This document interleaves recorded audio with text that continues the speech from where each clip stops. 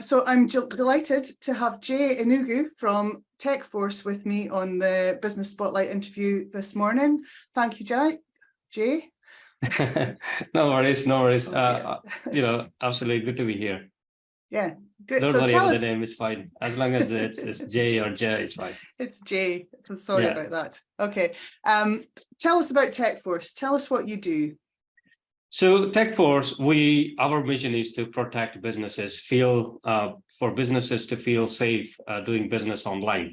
Right. So we are a cybersecurity consultancy based in Aberdeen, but working with companies across the UK and sometimes out with the UK. And how long have you been doing that for? So we've been doing this cybersecurity part for the last 3 years. Before that, we were predominantly focused on IT support. Mm-hmm. So at some point in the journey, we decided to sell the IT business and then focus on the cybersecurity. But the brand name has been the same since the beginning. Okay. So what prompted that change then? Was that a change in the market or a change in how you wanted to focus? So both.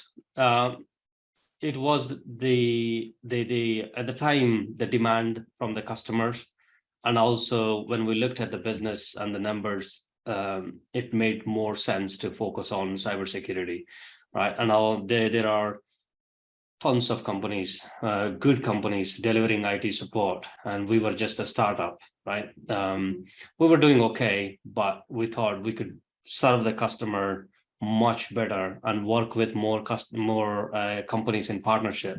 If we just focus on security rather than IT support. So the market was changing. It was at the time NHS was hit with this massive ransomware. It was all over the news, and everybody just they just realized how critical security could be, and then the conversation started, and then we were getting involved in these conversations, and it just made sense at the time. Yeah. And looking back, it was the best decisions. One of the best decisions we have taken. Yeah. That was my very next question. How's that been for you? So, okay. So the right thing to do. Awesome. It's the right thing to do. Yeah. We could have done a lot more once we made the decision, but it's the business. There is always you could have done more. So no much how much you have done, no matter, but it's always So what are your aspirations for the next 5 years then? So next 5 years, so that's a long time. Is it though? I'll tell you the 1 year and 3 years, right? Mm-hmm. So for the next 1 year, especially in 2023, we are looking to grow our team. At the moment, we are 5. Mm-hmm. We're 4, but we just made an offer to somebody over the weekend. So we're 5, and ideally we would like to be in between 12 and 15 employees. And our turnover to be, we're looking at 100% growth this year. In 3 years' time, in security, at the moment, we are building a consultancy practice, but from 6 months, second half of this year, we start building our managed services where we actually monitor customers' environment. It's called Security Operations Center. So in 3 years' time, we would like to have 50 to 60 customers on a retainer basis. Would like to be helping them. At that point, you're looking at a team size of 40 to 50. Okay. Yeah. In 3 years' time. In 3 years' time, yeah. And it's on my whiteboard. So we are looking at revenue growth as well. Where we are now in 3 years' time, it will be 10x. Fantastic. Yeah. And if you say that and you put it out there, you tell me, you tell everybody that's watching, it's going to happen, isn't it? Yeah, everybody will be holding me accountable. Yeah, fantastic. And that's one of the things I have done over the years as well. When in the beginning of my journey, I used to make loads of LinkedIn videos. Somehow I stopped doing them, but I'll get back into it. But I used to tell pretty much everything open, and that used to drive me as well. I need to start doing that again. Well, here you are on here, 10x in 3 years. Yeah, there we go. Absolutely, yeah.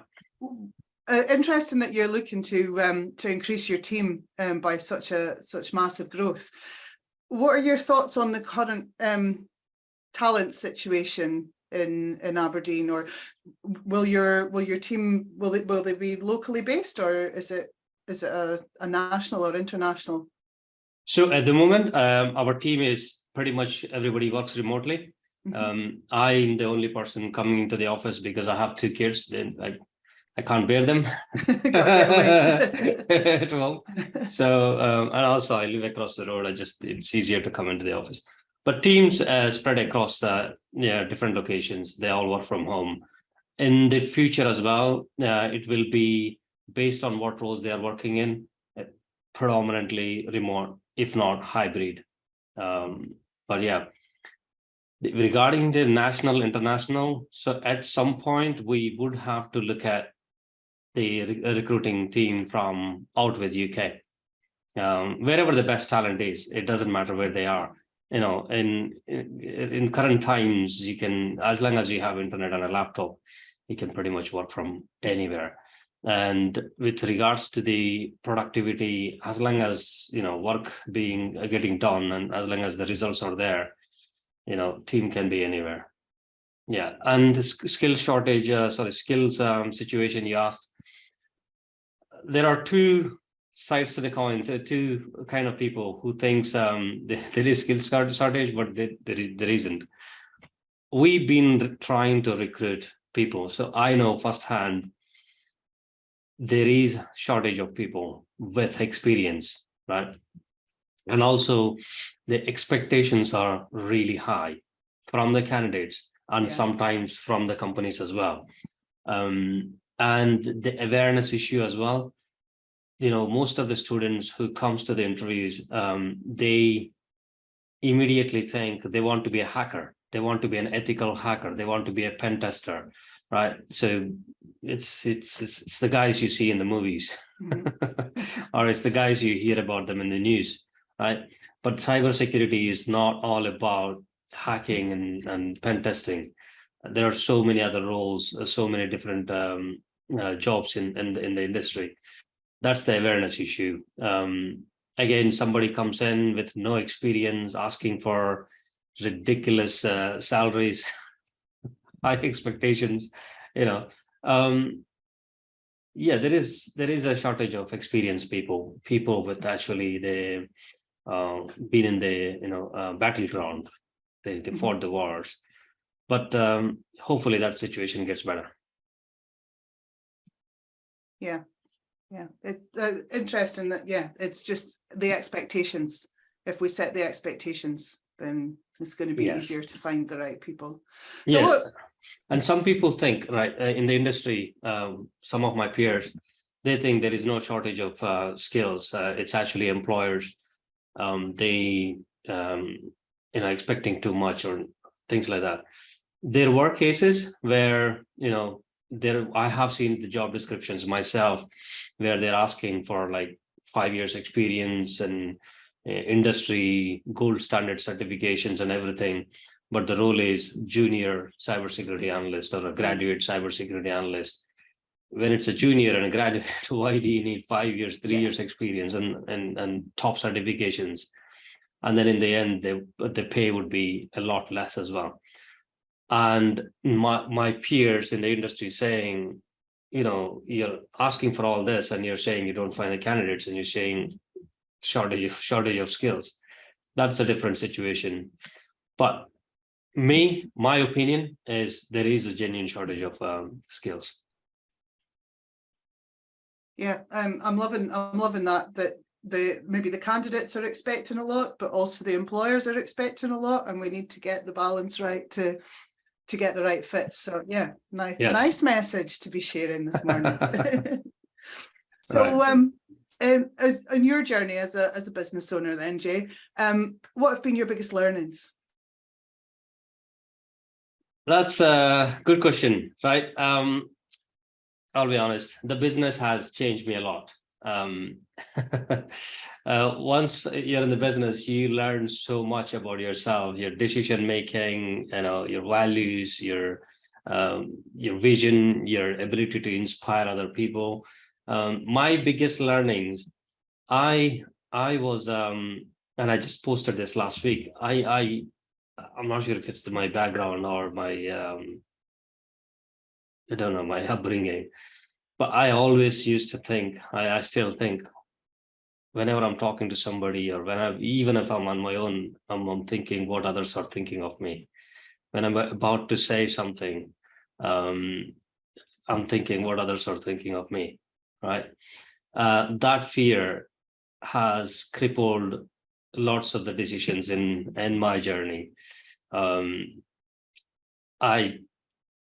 That's one of the learnings, is like, you can't have that. I'm trying my best to get over it. Yeah. Oh, thank you for In terms of sharing my that.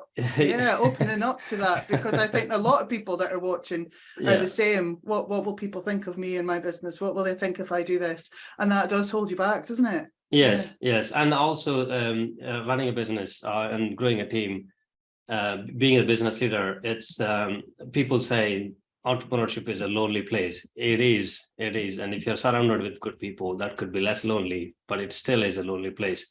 And with regards to business, we have always done the best by our clients, right? Being honest and transparent will make you go a long way, rather than trying to take the customers for a ride. Yeah. We have always been honest. When we made mistakes, we have made mistakes. When we made a mistake, we put our hand up. When most of the times customers given us a second chance. There were times we lost customers, but that's the way it is, so. And is this, when you were growing up, is this always what you wanted to do? I always wanted to be in the business, but truth to be told, I didn't even know what cybersecurity was when I was growing up. So I know I always wanted to be in the business. And when I was working as an IT manager, and my situation with my visa got sorted and I could go and do anything, then immediately, I got my visa sorted on a Friday, and following Monday I resigned my job. I wanted to start my own business, be my own boss, and create jobs and opportunities for other people. So, yeah. But yeah, to answer your question, I wasn't envisioning a cybersecurity entrepreneur. But you knew you were going to be an entrepreneur of some kind. Yes, yes, that's right. Fantastic. Yes. Yeah.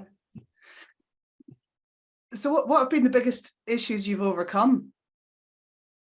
The biggest issues I overcome were getting in front of people, right? Putting yourself out there and putting yourself in uncomfortable situations, or I would say, rather than saying uncomfortable situations, getting outside the comfort zone.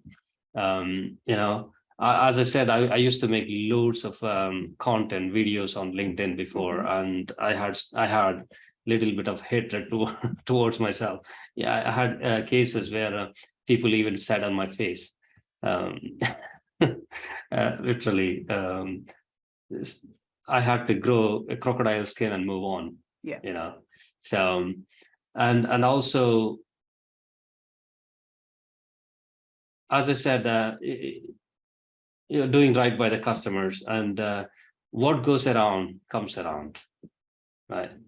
That's the biggest thing I have learned over the last few years. Thank you. Yeah, thanks for sharing that. Yeah. Yeah. So what are the big opportunities? I mean, you're looking to grow. Is the industry changing for you in cybersecurity? Where do you see that going? The industry is changing, but the basics ethos of the industry are same: the protection and the technology is changing, the production, the process, the people, it's all the same. You know, earlier people were using most of the infrastructure on site, but loads of people now using in cloud. It's again the same principles we need to protect, but technology is changing so fast. You know, we have tools for everything now. Where the industry is going in general, as I said, everything is based now in most infrastructure is now based in cloud. So we need to protect the cloud environment for the customers, and we need to protect the identity of the customer, identity of the end users, like, you know, employees in a business. That's the biggest thing now. And going forward, that would be, and also going forward, monitoring of every single package traffic. All the data you send, receive, and monitoring for threats and whatnot. Yeah. So who's your ideal client then? Our ideal clients, as we always say, we like to work with customers that employ from 100 to anywhere between 1,500 to 2,000 employee businesses. Saying that, we've been working with, there are a few, you know, a few services we offer, and one of the services we offer, we work with customers with 1, 5, 10, up to 10,000, 40,000 employee businesses, right? On our, as I said earlier, we're looking to build a managed service business a later part of this year. And for that service, we would be looking to work with businesses with 100 to 2,000 employee businesses, and even the consultancy part as well. Yes. Okay. So, and do you have a message for anyone that's watching this that might be looking for your services? Yes. If you would like an honest and best cybersecurity company to work with you as your partner, then you're looking at one. So where will they find you? They can find me on my email, j@techforce.co.uk. I'm on LinkedIn, Twitter. LinkedIn would be the best place. Yeah. Okay. And yeah, if you, well, we'll just finish with the final question. What's the best advice you would give to the 18-year-old you, if you could go back and talk to Jay then? I would say, you know, don't think about what others are thinking of you. Just go for your dreams, you know, make them a reality. And also get outside your comfort zone. Magic happens in your comfort zone. Great lessons, great messages. Yeah. Thank you. Jay, thank you very much for being on the Business Spotlight today. No worries. No, thanks for your time, and thanks for asking me to be here.